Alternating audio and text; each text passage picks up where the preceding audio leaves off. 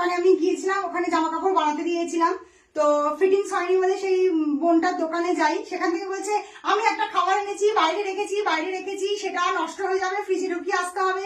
দীপিকার বাড়িতে দীপিকা স্যুপ বানিয়ে বসে আছে আমার জন্য, আর আমাকে জোর করে বাড়িতে নিয়ে এসেছে এই সারপ্রাইজ দেওয়ার জন্য, কারণ কালকে আমাদের অ্যানিভার্সারি। তাই বাট খুবই কিউট হয়েছে। এবার লাইটটা জ্বালাও, লাইটটা না জ্বালাও ওখানে তো দুজনের নাম হবে। ভুলে গেছি। कैसे भूल जाते हो यार।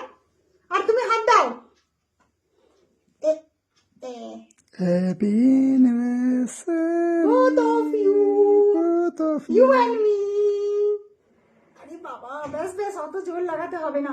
দাঁড়াও বার করি। কিন্তু এরকম মিথ্যা বলার কি দরকার ছিল বাপু? কি খাই দিই তোমাকে। এই নাও।